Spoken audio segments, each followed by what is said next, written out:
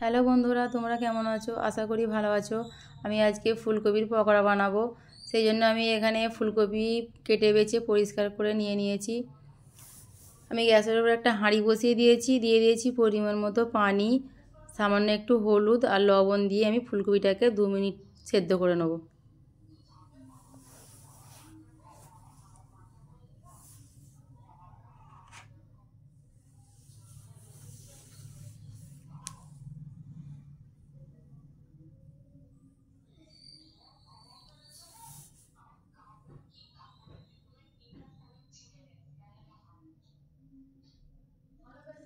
ওদিকে ফুলকপিটা সেদ্ধ হতে থাক, এদিক থেকে আমি একটা ব্যাটার তৈরি করে নেব। আমি নিয়ে নিয়েছি 1 বাটি বেসন, হাফ বাটি চালের গুঁড়ো, আদা রসুন বাটা, হলুদ গুঁড়ো, লঙ্কা গুঁড়ো, জিরে মরিচ গুঁড়ো, স্বাদ মতো লবণ, সব কিছু ভালো করে মিশিয়ে নেব।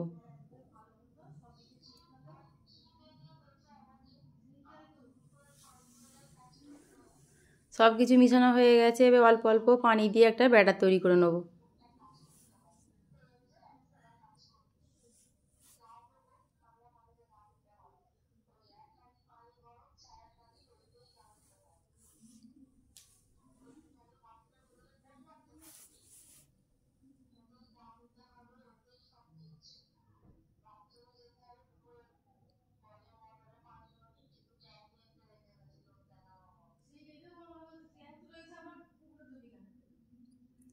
ব্যাটারের ঘনত্বটা ঠিক এইভাবে রাখতে হবে। এদিকে আমার ফুলকপিটাও সেদ্ধ হয়ে গেছে, আমি এবার ছেঁকে নেব।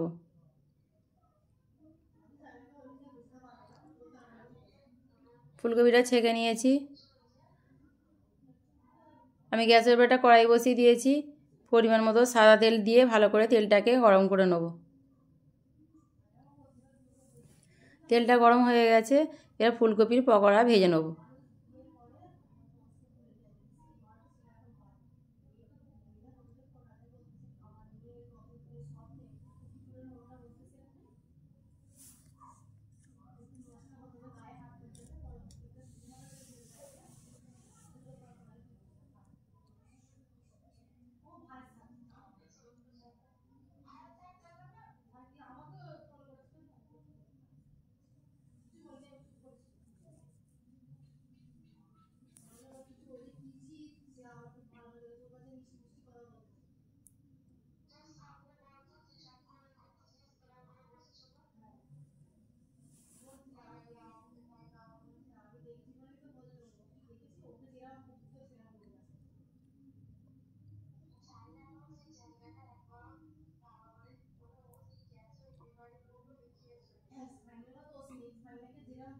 আমি ফুলকপির পকোড়াগুলোকে হালকা ভেজে নিয়েছি, আমি নামিয়ে নেব, আবারও একবার ভেজে নেব। একইভাবে সবগুলো ফুলকপির পকোড়া আমি ভেজে নেব।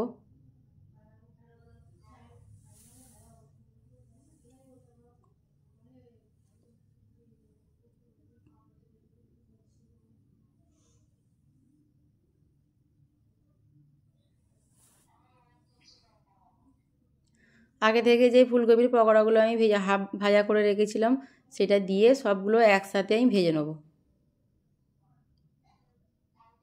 এইভাবে ভাজলে পরে খেতে খুব টেস্ট হয় এবং মুচমুচে হয়।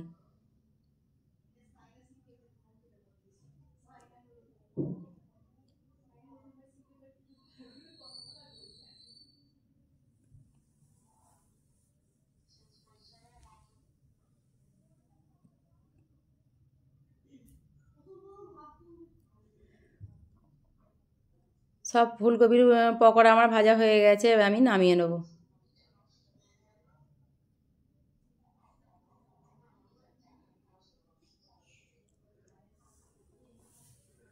সন্ধ্যাবেলা চায়ের সাথে বা সস দিয়ে হোক, যাই দিয়েই হোক, ফুলকপির পকোড়া খেতে দারুণ লাগে।